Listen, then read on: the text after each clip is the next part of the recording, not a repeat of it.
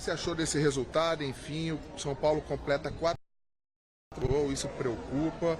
Você vai esperar a intertemporada para tentar modificar alguma coisa? A torcida tá de cabelo em pé depois dessa desclassificação. Se a torcida está de cabelo em pé, como você bem falou, e com toda razão, né? Ser eliminado, como o São Paulo foi no começo do ano, de uma competição importantíssima que é a Libertadores, na primeira fase, ser eliminado na primeira fase que ele disputa na Copa do Brasil. Lógico que o torcedor fica, com toda razão, pé da vida. E somos nós os culpados, né? O responsável maior, o culpado maior sou eu, que é quem escala o time, quem põe em campo as ideias. O time está 4 jogos sem fazer gol, 3 derrotas seguidas e não tem criado chances muito claras, ainda que hoje foi um jogo igual, um jogo muito aguerrido, não faltou disposição, não faltou entrega de ninguém. E quando esses ingredientes existem e não tem o resultado, é lógico que a culpa é do treinador. Sou eu que não consegui fazer a equipe jogar o suficiente para vencer nessas últimas 4 partidas. Sou eu o maior culpado, então se tem que brigar com alguém, se alguém tem que levar pancada, porrada, no bom sentido sou eu. E isso aí eu estou muito consciente disso. Cuca, essa falta de gols, ela passa diretamente porque você não tem um jogador de área, um cara que briga lá no meio dos zagueiros, porque hoje você tinha um ataque rápido, mas não são jogadores que fazem gols, são jogadores que criam oportunidades. O seu talvez maior artilheiro em campo era o Hernanes, que joga, você até terminou o jogo jogando como volante. Então passa por esse jogador que você precisa dele nessa intertemporada? Veja, a gente começou com o Elinho, o Toró e o Everton, com o Hernanes chegando junto com o Tietê. Acabamos com o Tietê, o Hernanes, o Nenê, o Igor Gomes, o Toró e o Pato, se movimentando, criando. No melhor momento nosso no jogo, a gente tomou gol. O melhor momento em que estava criando.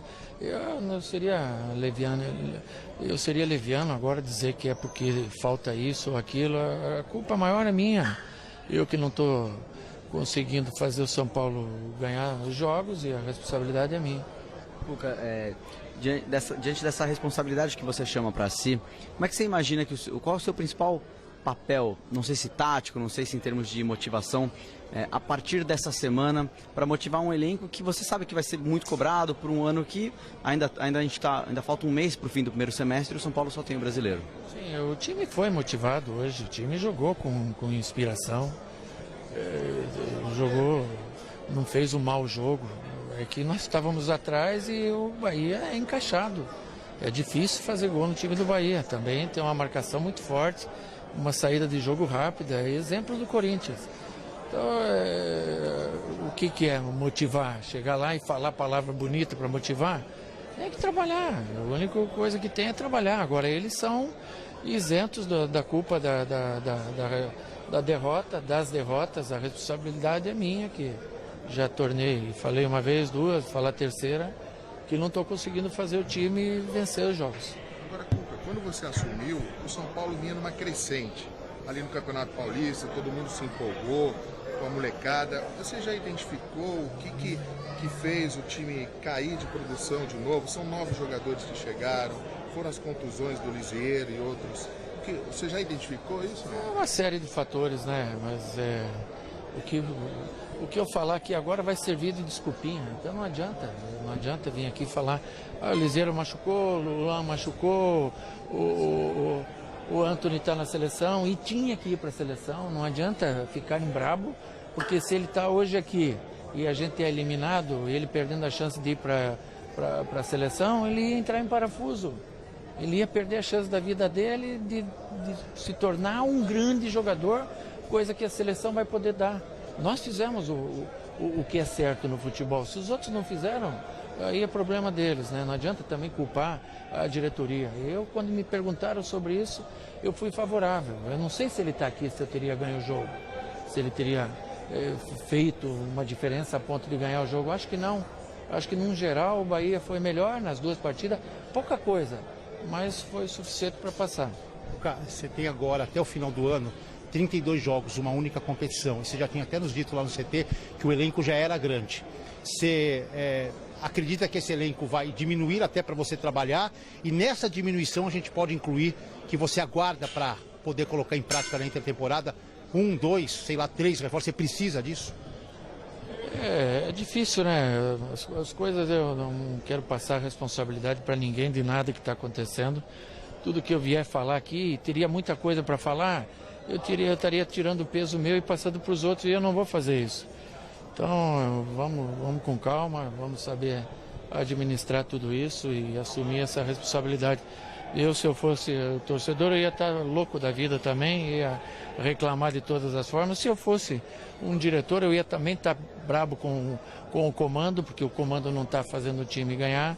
Tem jogado relativamente bem, mas não está ganhando. Então a gente tem que saber que futebol é assim, quando se trabalha em time grande, está sujeito a tudo. Cuca, só restou o Campeonato Brasileiro agora pela frente nesta temporada. Onde você acha que você deve trabalhar mais? No fator psicológico, motivacional dos atletas? Acho que em todas as partes tem que ser trabalhado, né? Mas isso aí é de forma interna. Quando você tem um grupo grande, quando você tem jogadores que praticamente sabem que vão sair e não acontece de imediato, isso tudo causa um efeito, né? Que sem querer vai criando esse efeito e você está dentro desse contexto. A gente tem que saber, esses caras que vão sair não são más pessoas, não são maus profissionais, mas foi escolhido isso para baixar a folha, pela eliminação que teve, e a gente não conseguiu ainda fazer o que é necessário, né?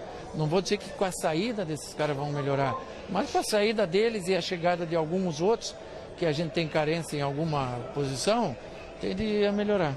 Você na verdade não, São Paulo recebeu o Pato e o Hernanes numa condição física e numa idade bem diferente em relação à primeira passagem. O Hernanes já é lá de trás, mas em relação à última passagem de ambos. Essa intertemporada, você considera que é fundamental para que os dois possam estar dentro daquilo que se espera desses dois jogadores? A gente não pode culpá-los também, né? Eu acho que o Hernanes até fez um bom jogo. O Pato entrou bem, depois a gente tomou o gol. Vocês ouviram a entrevista do Pato domingo, quando ele saiu da Arena Itaquera, que ele não está 100%, que ele ficou 5 meses, que a gente tem que ter tempo, dá tempo ao tempo, mas quando você está envolvido em jogos assim, ninguém quer saber se você não está bem. Você está lá na arena, você está exposto a tudo. Hoje você preserva até o jogador, porque joga domingo, hoje não vai ter uma condição ideal, dá para ele a segunda parte do jogo, e a minha ideia não era nem tirar o Everton, era tirar um volante e pôr o Everton para segundo volante do lado, na meia do lado do Hernanes, com um volante só, e não abrir mão do Everton. Infelizmente ele bateu a cabeça e aí nós tivemos que fazer uma troca simples, que foi a entrada do Pato pelo Everton. Cuca, você tem sido bem franco, né, em relação a essa questão de responsabilidade, não quer buscar aí subterfúgios para tirar essa responsabilidade de você. Para o torcedor que está te ouvindo e que você mesmo disse, deve estar muito bravo, tal, que elementos você dá para que ele tenha otimismo, para que nesses 32 jogos, e na parada talvez, na intertemporada da Copa América, o São Paulo possa evoluir? Silêncio e trabalho, é isso que a gente tem que fazer. Ficar de boca fechada, trabalhar bastante e ouvir bastante, que é o que vai acontecer.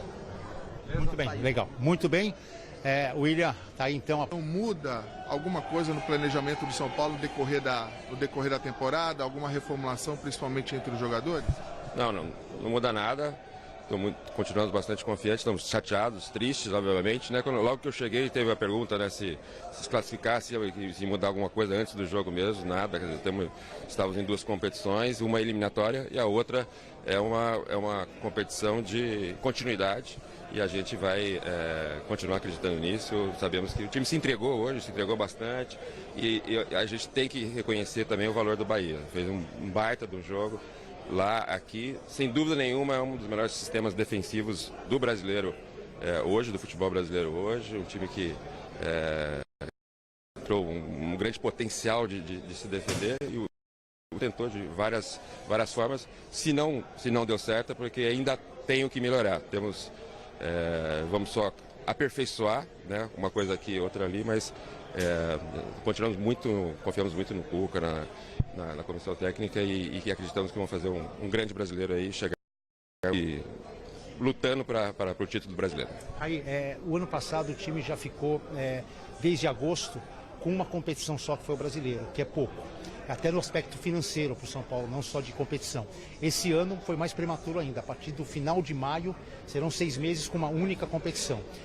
E o futebol é o carro-chefe da instituição São Paulo. Pelo futebol que o São Paulo é o que é. Como é que é para um time do tamanho do São Paulo se virar com uma competição única? O que isso implica em prejuízos naquilo que vocês tinham de planejamento? E se você, olhando para esse time, que teve 3 técnicos e que teve contratações, a gente fez uma conta, talvez 60 milhões de contratação, ainda falta algo, na tua opinião? Foi a primeira pergunta. Primeira, qual o tamanho do prejuízo para a instituição prematuramente jogar um campeonato só a partir do final de maio? Ah, sim. Não, primeiro jogar um campeonato, um time do tamanho do São Paulo, primeiro a necessidade de fazer um grande campeonato e de brigar pelo título é ainda maior, né? O São Paulo, com o time que tem, com a comissão técnica que tem, a estrutura que tem, temos que brigar pelo título agora. Já seria, agora com mais responsabilidade ainda, porque a gente vai ter que se concentrar nisso. Então vamos correr atrás, estamos confiantes nisso. No mais, a gente já sabia, né, de uma parte do prejuízo que a gente já está esperando que até o meio do ano a gente resolva. Obviamente tem coisas que não dependem da gente, mas pelo que a gente fez o estudo agora, né, para adaptar à eliminação que aconteceu no começo do ano, dá para controlar isso e a gente acertar, é o que tem que acertar aí nessa parada da Copa América e partir com tudo para as cabeças do brasileiro, no brasileiro. Raí, acho que você já explicou toda a parte que lhe cabia em relação às perguntas que foram feitas para você, e aí eu te pergunto sobre esses 7 meses de 2019 que o São Paulo tem, os 6 meses competitivos, se de alguma forma aquele problema de confiança de um São Paulo que tem ali as suas filas, o problema dos clássicos, do mata-mata, se isso, na tua opinião, é um principal problema a ser atacado a partir dessa eliminação, para que o São Paulo não caia ali no problema de autoestima, confiança, para esse fim de Campeonato Brasileiro ou para esses 32 jogos? Eu acho que, tem muito ainda Campeonato Brasileiro. Eu acho que esse não é um problema que não pode existir, né? Quando você tem um campeonato de pontos corridos, a confiança é no trabalho que você adquire, né? Você tem uma partida decisiva e tudo pode alterar. Agora você tem ainda um campeonato, uma boa parte do campeonato pela frente, a gente tem que continuar melhorando. E aí a confiança vem no trabalho do dia a dia. Isso acho que não cabe para essa competição, e essa competição a gente tem que ir no crescente e, como falei, brigar pelo título.